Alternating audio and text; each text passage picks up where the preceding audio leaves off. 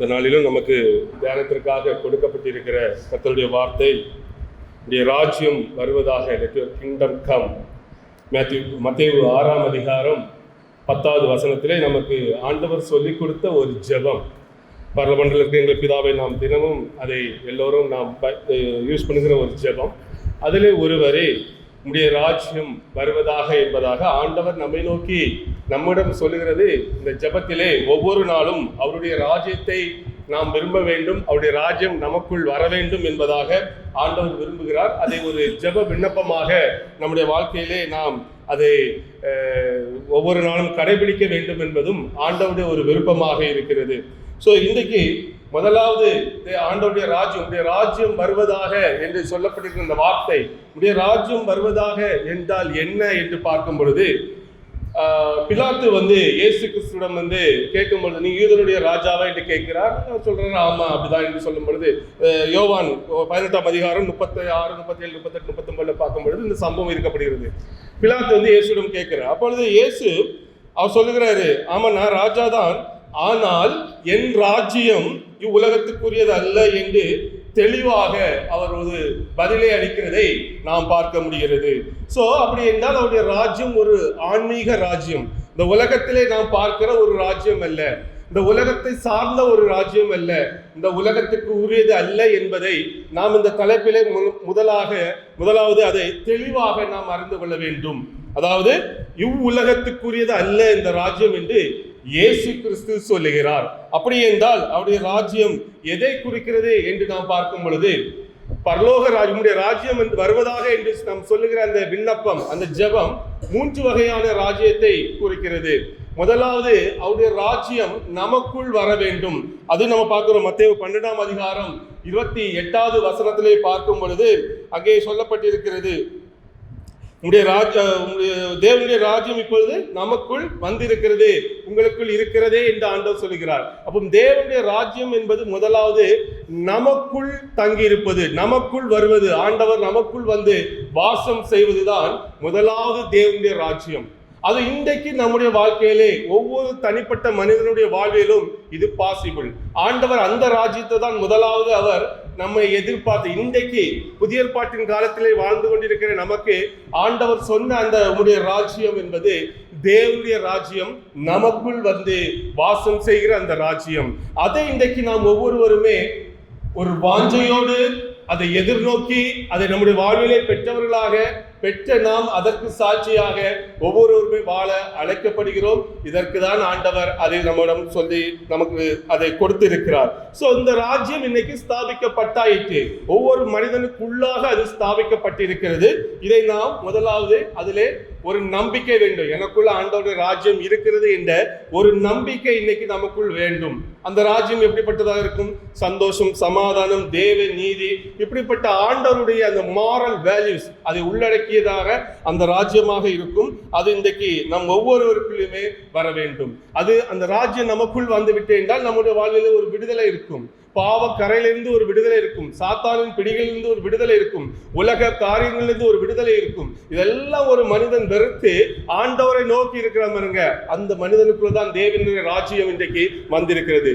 தேவனுடைய ராஜ்யம் வந்தால்தான் ஒரு மனிதன் இந்த மாதிரிப்பட்ட காரியங்களிலிருந்து விடுபட்டு ஆண்டவருடன் எப்பொழுதும் நெருங்கி பழகிறவர்களாக, கர்த்தரையே தன் முன்பாக வைத்து நடந்து அந்த ராஜ்யத்தை ருசி பார்த்து, அந்த ராஜ்யத்தினுடைய சந்தோஷம், அந்த மகிமையை அவன் ருசி பார்த்தவனாக அந்த ராஜ்ய தனக்குள் வைத்திருந்தால்தான் அந்த மனிதன் வெளியிடங்களிலே முதலாவது சாட்சியாக இருக்க முடியும். நம்ம எல்லாம் ஆண்டவர் சொல்லியிருக்கிறார், சாட்சியாக நாம் அழைக்கப்பட்டிருக்கிறோம். அப்ப இன்னைக்கு முதலாவது அந்த தேவனுடைய ராஜ்யத்தை நமக்குள் கொண்டவர்களாக நாம் இருக்க வேண்டும்.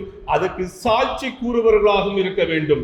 அதற்காக ஒவ்வொரு இடமும் போய் ஆண்டவருடைய ராஜ்யம் எனக்குள்ள வந்திருக்கிறது, எனக்குள்ள இருக்குதுன்னு சொல்றதுல சாட்சி இல்லை. நம் செய்கைகளிலும், நம் பழக்கங்களிலும், நம் நடவடிக்கைகளிலும் நம்மை பார்த்து மற்றவர்கள் கேள்வி கேட்கும் அளவுக்கு ஒரு மாற்றத்தை உணர்ந்து நம்மை போல வாழ வேண்டும் என்று ஒரு மனிதன் ஆசைப்படணும். அங்கதான் தேவனுடைய ராஜ்யத்தினுடைய மகிமை வெளிப்படுகிறது, நம் மூலம் வெளிப்படுகிறது என்று ஆண்டவர் சொல்லுகிறார். இன்னைக்கு நாம் முதலாவது இதை கேட்கிற நாம் ஒவ்வொருவருமே தேவனுடைய ராஜ்யத்தை பெற்றவர்களாக, அதற்கு சாட்சிகளாக நீங்களும் நானும் மாற வேண்டும். இரண்டாவது ஒரு ராஜ்யமும் வேத புஸ்தகத்திலே சொல்லப்பட்டிருக்கிறது. ஆண்டவருடைய 1000 வருஷ அரசாட்சி, 1000 வருட அரசாட்சி, அதுவும் தேவனுடைய ராஜ்யம் தான். ஆனால் அது இன்னைக்கு இல்லை.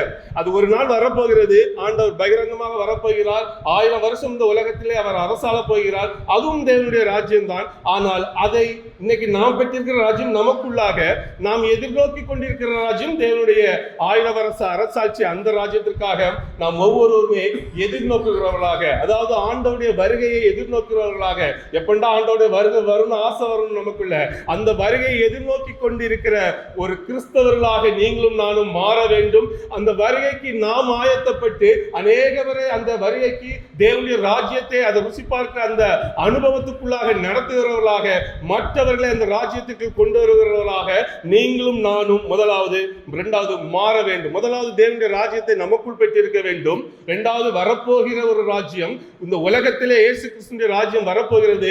அதை எதிர்நோக்கி கொண்டிருக்கிறவர்களாக, அதற்கு நம்மை ஆயத்தப்படுத்துகிறவர்களாக, அதற்கு ராஜ்யத்தை ஆயத்தப்படுத்துகிற ஒரு தூதர்களாக, ஆண்டவருடைய ஒரு பணிவிடைக்காரர்களாக, கர்த்தருக்கு சேவை செய்கிற ஒரு மனிதனாக நீங்களும் நானும் அந்த ராஜ்யத்திற்காக உழைக்க வேண்டும். அப்படி அந்த ராஜ்யத்திற்காக ஒரு மனிதன் இன்னைக்கு உழைக்க வேண்டும் என்றால் முதலாவது அந்த மனிதனுக்குள்ள தேவனுடைய ராஜ்யம் இருக்க வேண்டும். இன்னைக்கு உங்கள் ராஜ்யம் உங்களுக்குள் வந்திருக்கிறது சொன்னார்ல, அது இன்னைக்கு நமக்குள் ஒரு மனிதனுக்குள் இருந்தால்தான் நீங்கள் அந்த மனிதன் தான் அந்த ராஜ்யத்திற்கான தூதர்களாக இன்றைக்கு வாழ முடியும். அந்த ராஜ்யத்திற்கான பணிவிடைகளை செய்ய முடியும். அதை எதிர்நோக்கி காத்து கொண்டிருக்க முடியும். அதை ருசி பார்க்க முடியும். அதனால முதலாவது இன்னைக்கு நமக்குள் அந்த ராஜ்யத்தை நாம் பெற்றுக்கொள்வோம். அதை ஆட்டோமேட்டிக்கா நம்ம பரலாம். அந்த ராஜ்யத்துக்காக வேலை செய்ய நம் உள்ளம் நம்மளை ஆயத்தப்படுத்தும். முதலாவது நாம் நம்மை ஆயத்தப்படுத்த வேண்டும். பின்பு நம் கூட இருக்க கூட்டத்தை நாம் ஆயத்தப்படுத்த வேண்டும். எசேக்கியேல் 38ஆம் அதிகாரத்துல வசனம் இருக்கிறது. சோ ஆயத்தப்படு, ஆயத்தப்படுத்து. எதுக்கு? தேவனுடைய ராஜ்யத்திற்கு. யூத் இல்ல, வாலிபர்களுக்காக சொல்லப்பட்டது. வாலிபர்கள் மட்டும் இல்லை, இது எல்லாருக்குமான ஒரு செய்தி தான். அதனால் இன்னைக்கு வாலிபர்கள் குறிப்பாக நீங்கள் ஒவ்வொருவரும் இன்னைக்கு ஆண்டவருடைய ராஜ்யத்தை உங்களுக்குள் பெற்றவர்களாக இருக்க வேண்டும். என காலம் பொல்லாதது. பைபிள் ஆண்டவர் என்னுடைய நம்பிக்கையில இயேசு கிறிஸ்து சீக்கிரம் வந்துடுவார், என் காலத்துல வந்துடுவார் என்ற ஒரு நம்பிக்கை எனக்கு இருக்கிறது.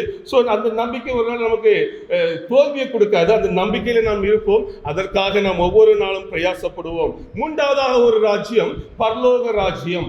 அது நித்தியமாக ஆண்டவரோடு வாழப்போகிற ராஜ்யம். இன்றைக்கு நாம் வாழ்கிற காலத்திலே ஒரு ராஜ்யம், 1000 வருஷ அரசாட்சியிலே ஒரு ராஜ்யம், பரமண்டலத்தில் ஆண்டவரோடு நித்தியமாக வாழப்போகிற ராஜ்யம். இந்த 3 ராஜ்யம் சேர்ந்திருந்தா உம்முடைய ராஜ்யம் வருவதாக என்று ஆண்டவர் நம்மை நோக்கி கூப்பிட விண்ணப்பம் செய்ய சொன்னார். அப்போ முதலாவது தேவனுடைய ராஜ்யம் எனக்குள் வந்து நான் மற்ற பணிகளை, ஆண்டவருடைய பகிரங்க வருகையிலே நடக்க போகிற ராஜ்யத்திற்கு ஜனங்களை ஆயத்தப்படுத்துகிற மனிதர்கள் நிச்சயமாக ஆண்டவருடைய பரலோக ராஜ்யத்திலே, அந்த நித்திய ராஜ்யத்திலே பங்குள்ளவர்களாக இருப்பார்கள். அதனுடைய ஆசீர்வாதம் ஒவ்வொரு மனிதனுடைய வாழ்விலும் இன்றைக்கு அது நிச்சயமாக கிடைக்கும். அப்போ உம்முடைய ராஜ்யம் வருவதாக என்று சொல்லப்பட்ட இந்த வார்த்தை 3 காரியங்களை உள்ளடக்கி. இந்த 3 காரியத்திலும் நம்முடைய உள்ளம் இன்னைக்கு தாகமாக இருக்கட்டும்.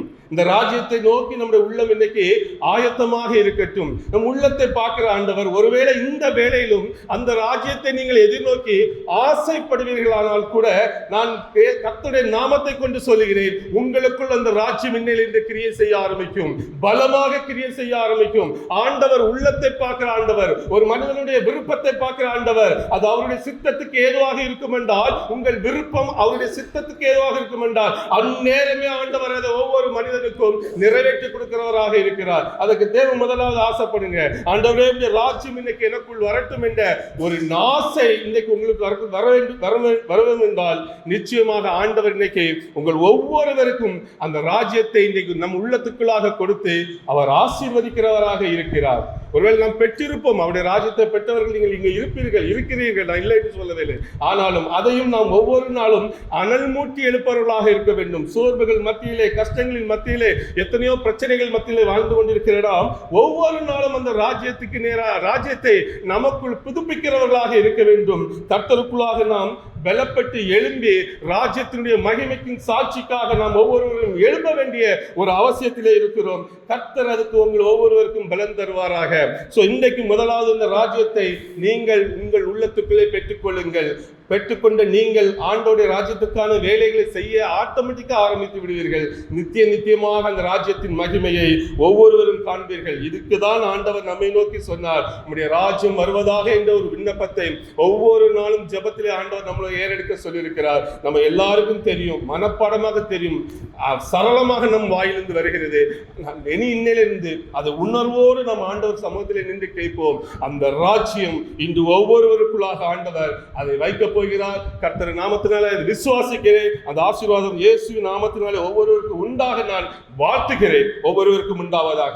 ஓகே, அடுத்ததாக இன்னைக்கு நமக்கு கொடுக்கப்பட்ட ஒரு 3 தலைப்புகள், 3 வேத பாடங்கள் நமக்கு கொடுக்கப்பட்டிருக்கிறது. தேவனுடைய ராஜ்யத்துக்கு எப்படி அந்த ஒவ்வொருவரும் எப்படி செயல்பட்டிருக்கிறார்கள் என்பதை நாம் முதலாவது பார்க்க வேண்டும். முதலாவது தானியேல் 1ஆம் அதிகாரத்திலே தானியேலுடைய சம்பவத்தை குறித்து அங்கு சொல்லப்பட்டிருக்கிறது.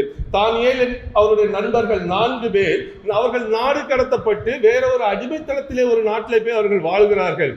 ஆனால் அந்த சூழலிலும் ஒரு சவாலான ஒரு யதார்த்தத்தில் வாழ்வது எப்படி இருக்கும் என்பது தானியேலுடைய வாழ்க்கையிலிருந்து நாம் கற்றுக்கொள்ள முடியும். தானியேலும் அவருடைய நண்பர்களும் என்ன அநேக பேர், ஆனால் சொல்லப்பட்டது ஒரு 4 பேர் தான். ஆனால் எப்படி ஒரு சவாலான ஒரு சூழ்நிலையிலே தேவனுடைய ராஜ்யத்துக்காக ஒரு மனிதன் வைராக்கியமாக வாழ முடியும் என்பது தானியேலுடைய காரியத்திலிருந்து நமக்கு புரிந்து கொள்ள முடிகிறது.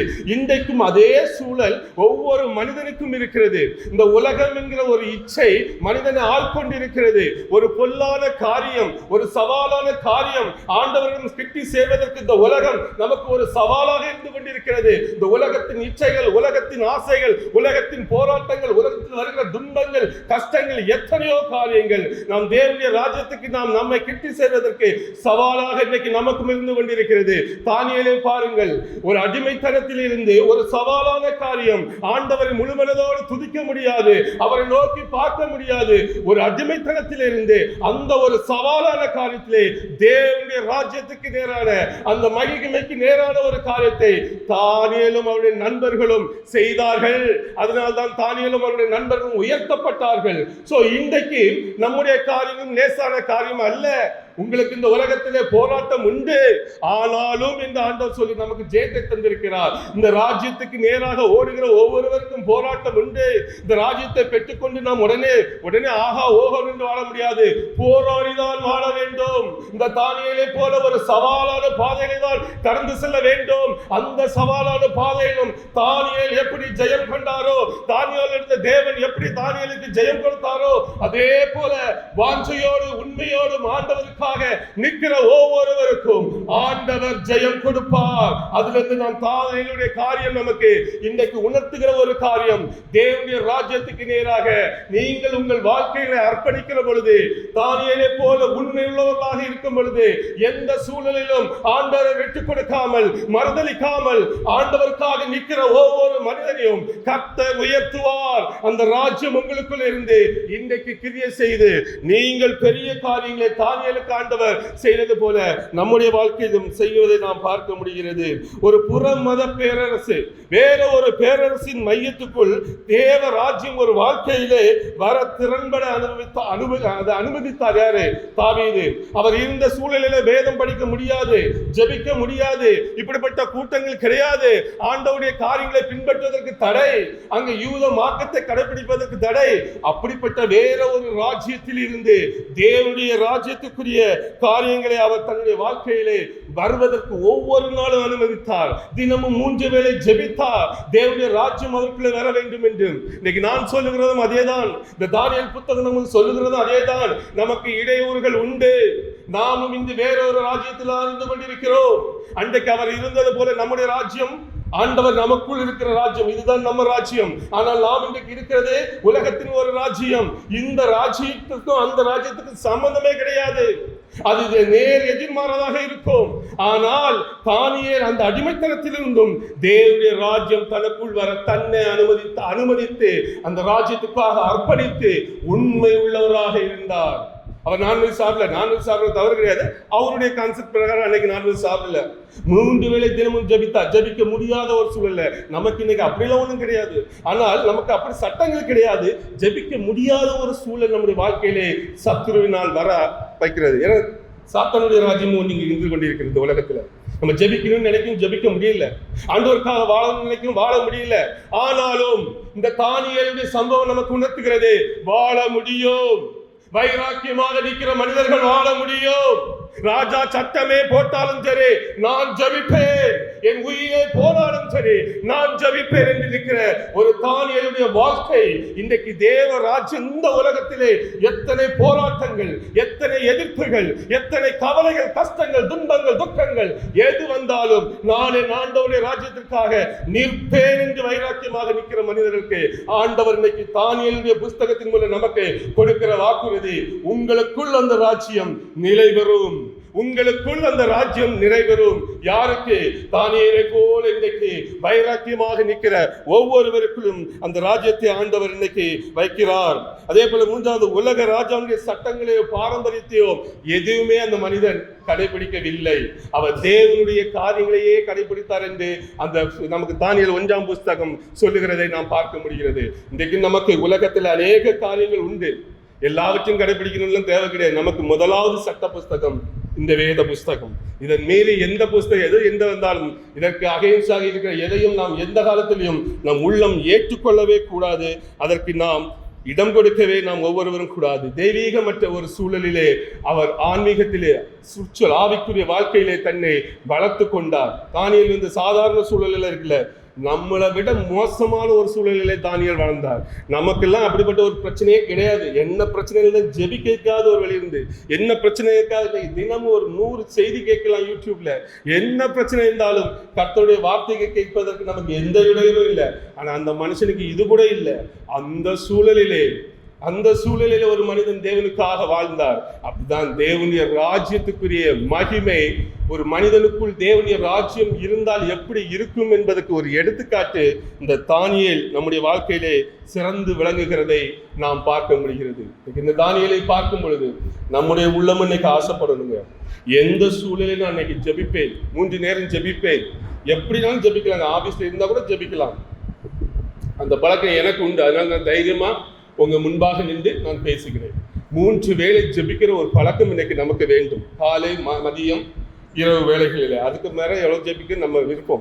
இந்த ஜெபத்தை இன்னைக்கு நம்ம ஏறெடுக்கிறவர்களாக இந்த தானியேலை போல, தானியேல் படிக்கும் பொழுது நமக்கு ஒரு இன்ஸ்பிரேஷன் வரணும். இன்னைக்கு நானும் இதே போல இருப்பேன் என்கிற ஒரு இன்ஸ்பிரேஷன் வரும் பொழுது தானியேல் எப்படி உயர்த்தப்பட்டாரோ அதே போல நாமும் இன்னைக்கு ஆண்டவர் ஒரு நாள் உயர்த்துவார். எல்லாரும் கண்கள் முன்ப. ஒருவேளை இந்த உலகத்திலே நமக்கு உலகத்தினால் ஒரு அங்கீகாரம் கிடைக்காம இருக்கலாம். ஒரு நாள் நிச்சயமாக சொல்லுகிறேன், பரலோக ராஜ்யத்தின் அங்கீகாரம், தேவனுடைய ராஜ்யம் இந்த உலகத்திலே ஒருவேளை வரும் பொழுது, இல்ல தேவனுடைய ராஜ்யத்திலும் பரலோக ராஜ்யத்திலே ருசி பார்க்கிற பொழுது இந்த அங்கீகாரம் ஒவ்வொரு மனிதனுக்கும் உண்டு என்பதை ஆணித்தரமாக இந்த இடத்துல நான் சொல்லுகிறேன். அதனால் தைரியமாக மனம் சோர்ந்து போகாமல், இந்த உலகத்துல வருகிற நெருக்கடிகள்லாம் பார்க்காமல் கர்த்தருக்காக வைராக்கியமாக வாழுங்கள். உலகம் நிறைய சொல்லும், நண்பர்கள் சொல்லுவாங்க.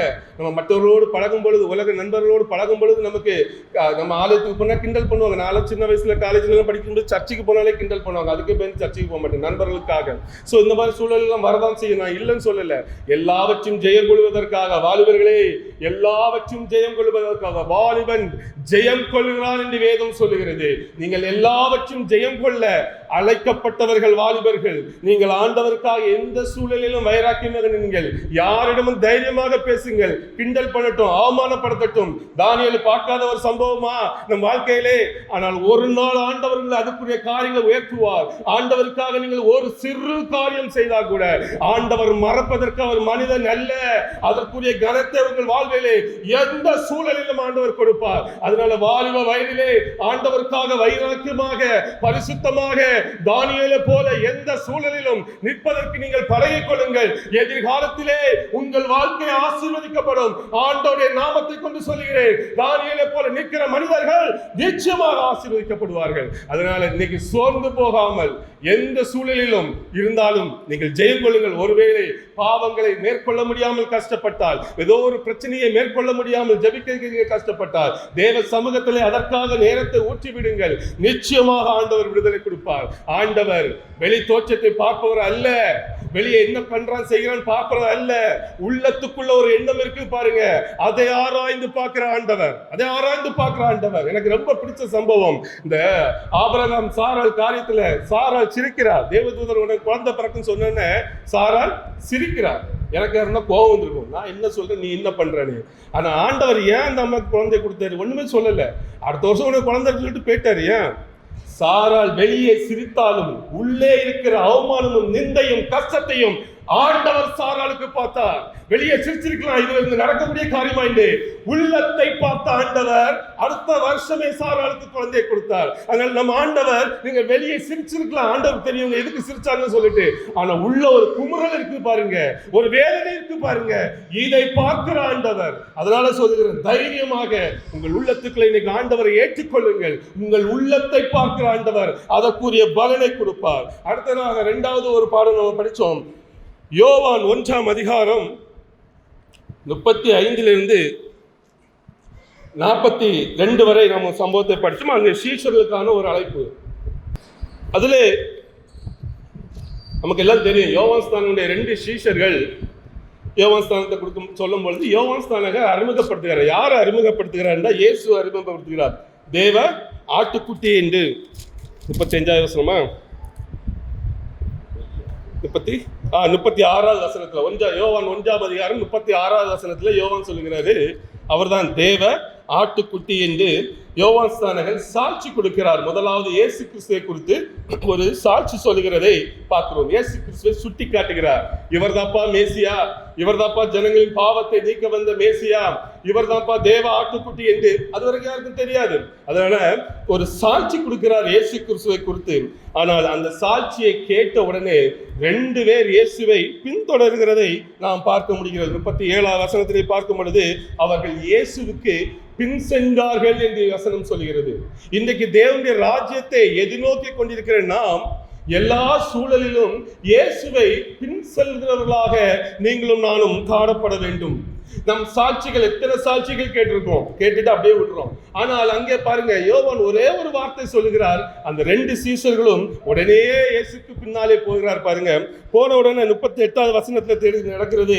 அங்கே இயேசு ஒரு கேள்வி கொடுத்து அவர்களுக்கு ஒரு அழைப்பு கொடுக்கிறதையும் நாம் அங்கே பார்க்க முடிகிறது. 38ஆம் வசனம் 39 பார்க்கும் பொழுது ஆண்டவர் சொல்கிறார், நீங்க என்ன தேடுகிறீர்கள் என்று. அவர்கள் சொல்றார், ரபி நீர் எங்கே தங்கி இருக்கிறீர்கள்?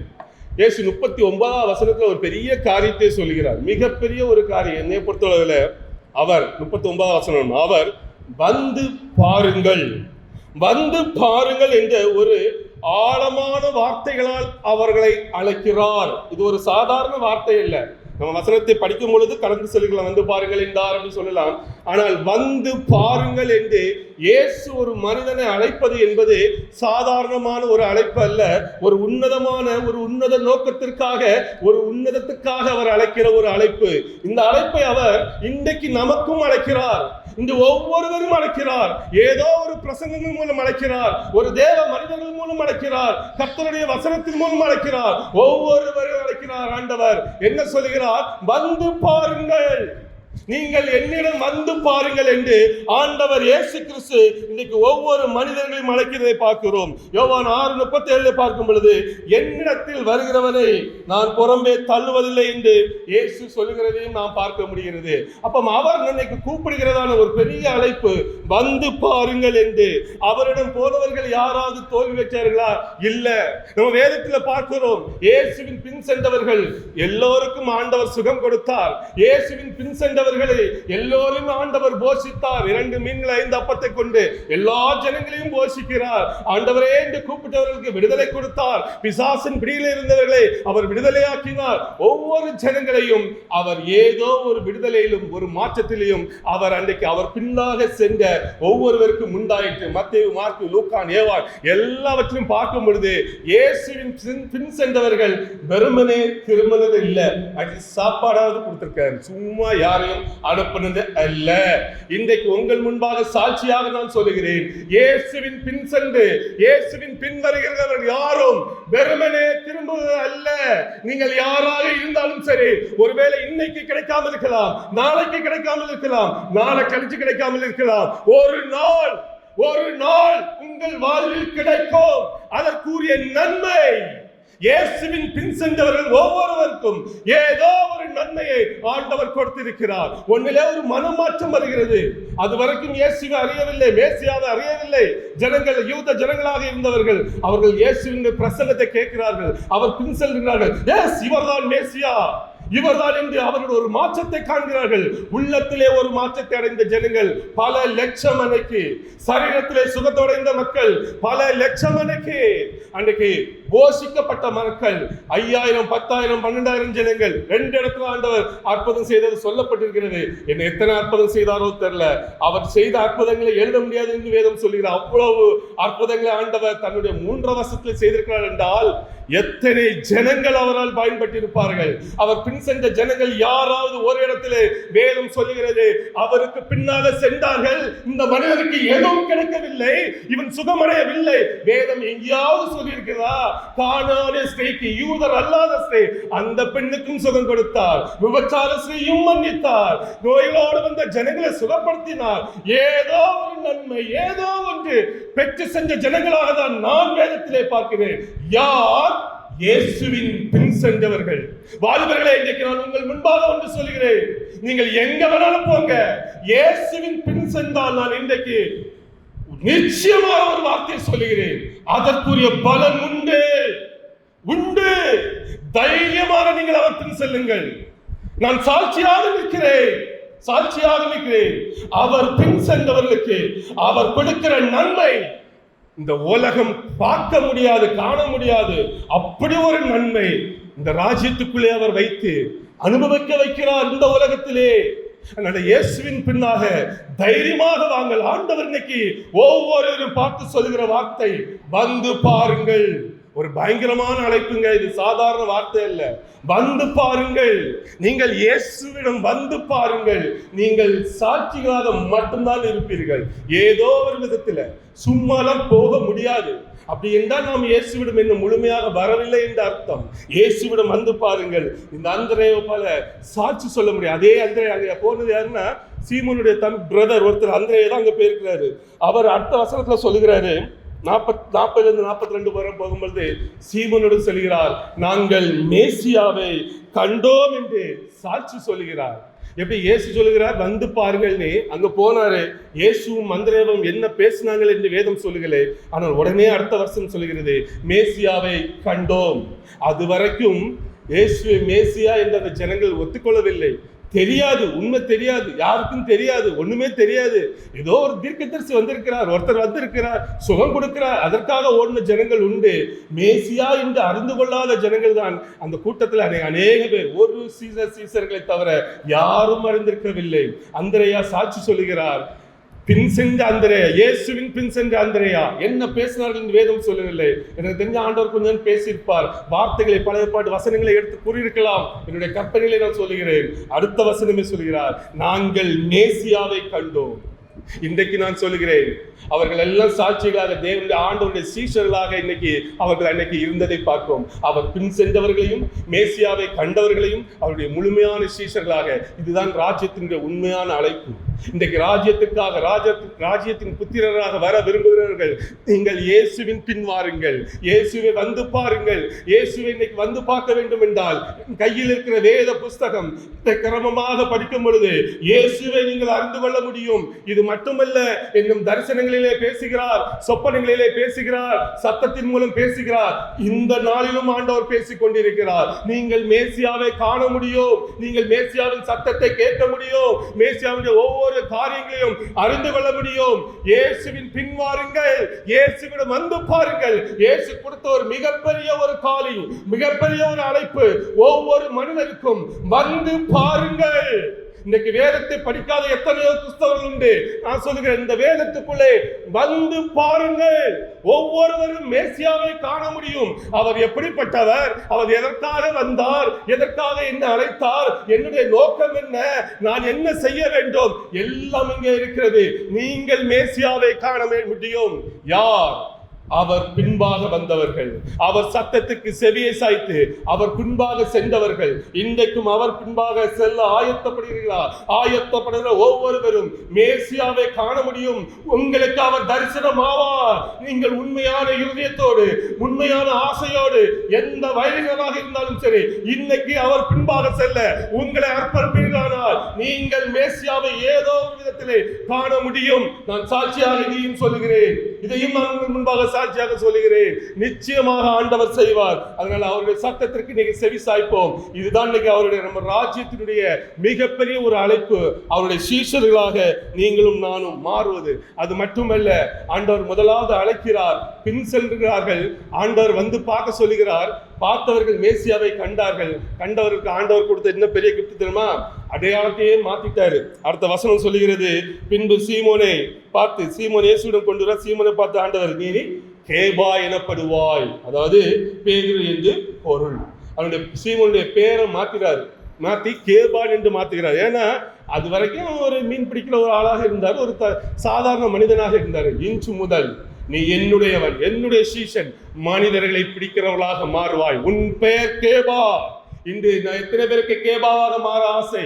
எத்தனை பேருக்கு ஆசை இந்த புதிய அடையாளத்தை பெற்றுக்கொள்ள, ஒரு புதிய நாமத்தை பெற்றுக்கொள்ள எத்தனை பேருக்கு ஆசை? இன்றைக்கு ஆண்டவர் நம்மிடம் சொல்லுகிறது, வந்து பாருங்கள், நீங்கள் இயேசுவிடம் வந்து பாருங்கள், நீங்கள் இயேசுவை காண முடியும். உங்களுக்கு ஒரு புதிய அடையாளத்தை, ஒரு புதிய நேமை உங்களுக்கு ஆண்டவர் கொடுக்க வல்லவராக இருக்கிறார். உங்களை பேதுருவை போல ஆண்டவர் ஒவ்வொருவரும் இன்னைக்கு பயன்படுத்த அழைக்கிறார்.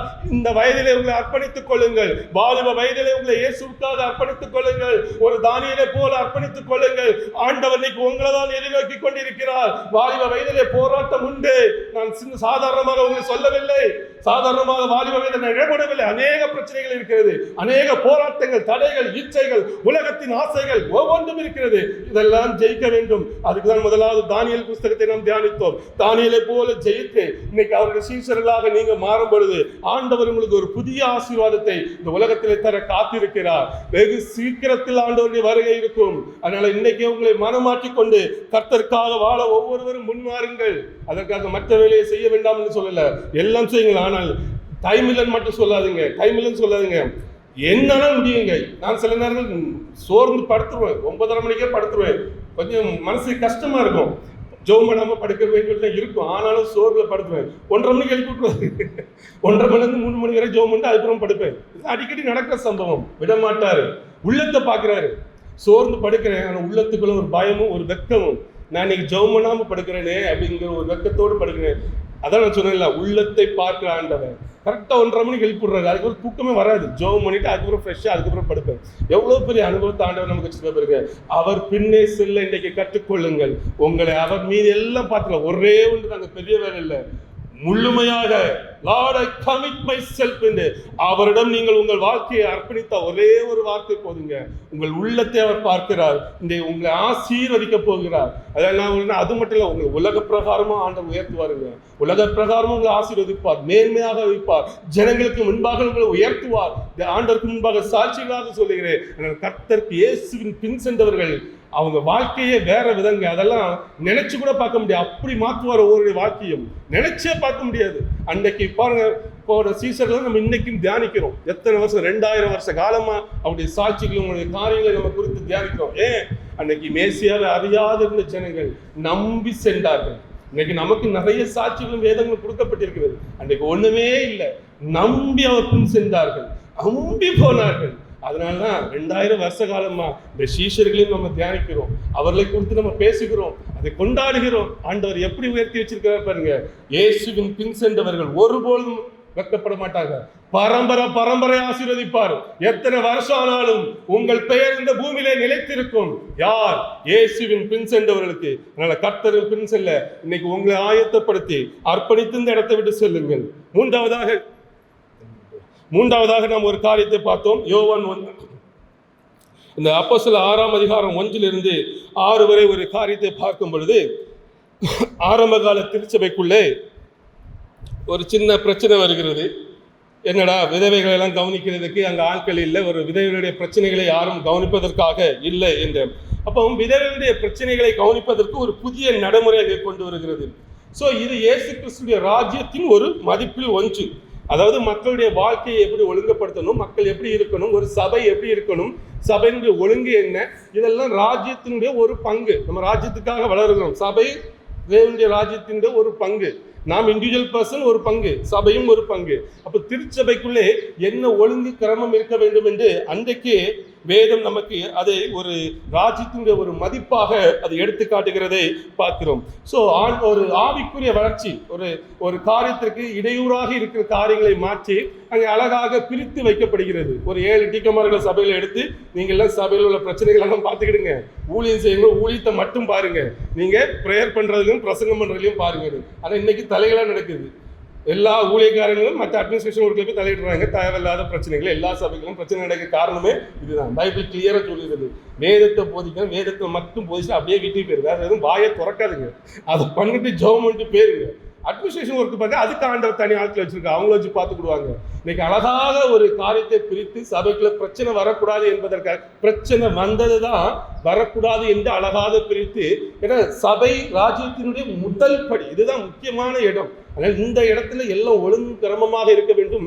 சபை தனிப்பட்ட மனிதர்களுக்கு ஒரு ஒழுங்கை சொல்லிட்டு சபைக்கும் ஒரு ஒழுங்கை ஆண்டவர் ஏற்படுத்தி கொடுத்திருக்கிறார். நீங்கள் இதை செய்யுங்கள், நீங்கள் இதை செய்யுங்கள் என்று. ஆனா இன்னைக்கு எல்லாம் தலைகளாக நடக்குது. இவங்க அங்க தலையிடுறாங்க, அவங்க இங்க தலையிடுறாங்க, எல்லாம் மாறி மாறி சண்டை போட்டுட்டு சபைகளை நான் இருக்கிற காரியம். நான் நேற்று கூட ஒரு சம்பவம், எங்க ஊர்ல நடந்த சம்பவத்தை கேட்டேன். இதே தான் ஒரே பிரச்சனை சபைக்குள்ள, கமிட்டிக்கும் பாஸ்டருக்கும் ஒரே பிரச்சனை.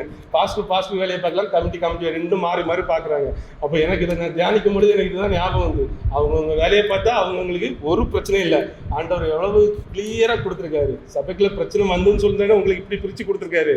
அதை ஒழுங்காக நாம் கவனமாக கையாளப்படுகிறோம். சபைக்குள்ளே போதிக்கிறவர்கள் போதிப்பிலும் வேத வசனங்களை தியானிப்பதிலும் ஜபத்திலும் தரித்திருக்க வேண்டும். மற்ற ஒர்க்கப்பட தீக்கமார்கள் அவர்கள் சபையினுடைய ஒழுங்கு, மற்ற காரியங்கள், பணிகளை எல்லாம் அவர்கள் ஒழுங்கும் கிரமமாக பார்க்க வேண்டும். அவங்க காரியத்தை போய் நம்ம தலையிடக்கூடாது, இங்க அவங்க தலையிடக்கூடாது, அப்படி இருக்கணும். இதுதான் ஆண்டவர் கொடுத்த வேதத்தின்படி எனக்கு தெரிந்த ஒரு ஒழுங்கு. ஸோ இந்த ராஜ்யத்தின் பணியை அது ஒரு எளிதாக்கி ஒரு அமைப்பாக மாற்றி அழகாக கொடுக்கப்பட்டிருக்கிறது. அது ஒரு பூமிக்குரிய சவால்களுக்கு ஒரு பரலோக ஒழுங்கை கொண்டு ஆண்டவர் ராஜ்யத்தினுடைய மதிப்பை ஆலயத்துக்குள்ளே அவர் கொடுத்ததை நாம் பார்க்க முடிகிறது. ஸோ அதனால திருச்சபை ஒரு தனி மதிப்பு, திருச்சபைக்கு ஒரு முழு பங்கு இருக்கிறது ராஜ்யத்தினுடைய மதிப்புக்கு. ஏன்னா இங்கிருந்து தான் எல்லாரும் உருவாக்கப்படுகிறார்கள், இங்கிருந்து தான் நாம ராஜ்யத்தின் பணிகளை நாம் சேர்ந்து துவங்குகிறோம். இந்த சபை ஒழுங்கு, சபை ஐக்கியம் என்பது மிக மிக மிக மிக மிக ரொம்ப ரொம்ப ரொம்ப ரொம்ப ஒரு முக்கியமான ஒரு இடம். எதற்கு என்றால் தேவ ராஜ்யத்திற்குரிய மதிப்பை உருவாக்குவதிலும், தேவ ராஜ்யத்தினுடைய பணிகளை செய்வதிலும், தேவனுக்காக நாம் எழும்பி பிரகாசிப்பதிலும் சபை முக்கிய பங்கு வகிக்கிறது. அது ஒவ்வொரு காரியமும் ஒழுங்கு கிரமமாக நடைபெற வேண்டும். அதையும் ஆண்டவர் சபைக்குள்ளே எதிர்பார்க்கிறார். அதை நாம் ஜபத்தோடும், நாம் தியானத்தோடும், பக்தியோடும் நாம் ஒவ்வொருவரும் செய்ய அழைக்கப்படுகிறோம். கர்த்தருடைய பணிகளை எல்லோருமே ஆண்டவருக்கு பயந்து நாம் உண்மையாக செய்யும் பொழுது உண்மையிலே அந்த சபைக்குள்ள ஒரு ஆசீர்வாதமும், கர்த்தருடைய ஆசீர்வாதமும் ஒவ்வொருவருக்கு மேலும் அது உண்டாகும். ஸோ அதே போல அங்க ஆவினால் அதிகாரம் பெற்ற ஒரு 7 பேர்களை ஆண்டவர் பரிசுத்த ஆவினால் நிரப்பப்பட்டவர்களையும், கர்த்தருக்குள்ளாக அவர்கள் பலப்பட்டவர்களையும் ஆண்டவர் அந்த பணிக்குள்ளே ஆண்டோடைய சித்தத்தின்படி அவர்கள் நியமித்து சபைக்குள்ளே ஒரு பெரிய காரியத்தை, ராஜ்யத்தின் வேலையை செய்வதற்கு ஆண்டவர் ஒரு ஒழுங்கை கொடுத்து அங்கே சபையை நிர்வகிக்கிறார். அதே போல இன்றைக்கு தனிப்பட்ட மனித வாழ்க்கையிலும் நம்முடைய வாழ்க்கையிலே ஒரு ஒழுங்கும் கிரமமும் வேண்டும். கர்த்தருக்காக வைராக்கியமாக இந்த தானியேலை போல இந்த உலகத்தின் காரியங்களில் இருந்தாலும் நாம் எழும்பி பிரகாசிக்கிறவர்களாக வேண்டும். எந்த சூழலிலும் இயேசு கிறிஸ்துவின் பின் செல்லுகிறவர்களாக, அவர் சொன்ன பின் வந்து பாருங்கள் என்று சொன்னார். அந்த வந்து பாருங்களை வார்த்தை நம்ம காதோட்டே வெளியே போயிடக்கூடாது. வந்து போய் பார்த்தாதான் நமக்கு தெரியும் அங்க என்ன இருக்குதுன்னு சொல்லிட்டு அந்த ஆண்டவருக்கு பின் நாம் செல்கிற ஒரு பழக்கத்தை நம்முடைய வாழ்க்கையிலே நாம் ஒவ்வொரு நாளும் கொள்வோம். வந்தவர்கள் யாரும் வெட்கப்பட்டதில்லை என்று வேதம் சொல்கிறது. ஆலயத்திலும் நாம் கர்த்தருடைய பணிகளை நாம் செய்ய வேண்டும். என ராஜ்யத்தின் பணி திருச்சபை முக்கிய பங்கு வகிக்கிறது. ஸோ திருச்சபையும் நாம் தேவ ராஜ்யத்துக்கான ஒரு வேலையை நாம் உற்சாகமாக, ஒழுங்காக, ஜெபத்தோடு, கர்த்தருக்கு பயப்படுகிற பயத்தோடு எல்லோரும் சேர்ந்து நல்ல ஒரு ஐக்கியத்தோடு நாம் செய்கிற பொழுது அவருடைய ராஜ்யம் வருவதாக என்று சொன்ன ஆண்டவருடைய அந்த வார்த்தை நம் மூலம் இன்றைக்கு நிறைவேறும். நாம் ஜெபிக்கிறோம், இன்றைக்கு நம் மூலம் ஆண்டவர் நிறைவேற்ற ஆசைப்படுகிறார். நாம் தான் தூதர்கள், கர்த்தருடைய பணியை செய்கிற வேலையாட்கள், தூதர்கள், சீஷர்கள், பணியாட்கள், எப்படினாலும் சொல்லலாம். நீங்க இருக்க எல்லாரும், நீங்களும் சரி நானும் சரி, அவருடைய தூதர்களாக நம்மை கொண்டுதான் அவர் ராஜ்யத்தினுடைய வேலைகளை இன்றைக்கும் செய்து கொண்டிருக்கிறார். அதனால நாம் முதலாவது ராஜ்யத்தை நமக்குள்ளாக கொண்டு ராஜ்யத்தின் படிக்கு நம்ம அர்ப்பணித்து கர்த்தருக்கு பயப்படுகிற பயத்தோடு திருச்சபையிலே நாம் ஒவ்வொரு நாளும் திருச்சபைக்கு மேல ரொம்ப ஒரு அக்கறை இருக்கணும், ஜபிக்கணும். திருச்சபை ரொம்ப ரொம்ப ரொம்ப ரொம்ப முக்கியம். அதனால திருச்சபைக்கு நம்ம ஒவ்வொருடைய கான்ட்ரிபியூஷன் பணத்தை சொல்லல, நம்முடைய உழைப்பு, நம்முடைய காரியங்கள், ஐக்கியங்கள், ஜெபம், இந்த மாதிரிப்பட்ட காரியம், நம்ம தனிப்பட்ட ஜெபத்திலே சபைக்காக ஜெபிக்கிறது, இந்த மாதிரி காரியங்கள்ல நம்ம சபைக்காக ஒவ்வொருவரும் ஒவ்வொரு நாளும் செய்யுங்க. சபை கர்த்தருடைய ராஜ்யத்தின் பணியிலே முக்கியமான ஒரு வேலை செய்யுங்க, எந்த சபையா இருந்தாலும் சரி. அதனால சபைகளை எல்லோரும் வாருங்கள், இயேசு சொன்ன மாதிரி எல்லோரும் வாருங்கள், வந்து பாருங்கள், கர்த்தருடைய பணிகளை சேர்ந்து செய்யுங்கள். கர்த்தருடைய ராஜ்யத்தின் பணியை நாம் செய்வோம். செய்கிற ஒவ்வொருவரையும் கர்த்தர் ஒரு நாள் உயர்த்துவார். நிச்சயமாக அவருடைய ராஜ்யத்தை நாம் இன்னைக்கும் அவருடைய ராஜ்யத்தை ருசி பார்ப்போம், ஆலயத்துக்குள்ளும் ருசி பார்ப்போம். ஒரு நாள் 1000 வருஷ அரசாட்சியிலும் நாம் ருசி பார்ப்போம். நித்தியமாக பரலோக ராஜ்யத்திலும் அவருடைய ராஜ்யத்தை நாம் ஒவ்வொரு நாளும் ருசி பார்ப்போம். இந்த ஆசீர்வாதம் இருக்க ஒவ்வொருவருக்கும் உண்டாக ஜெபிக்கிறோம்.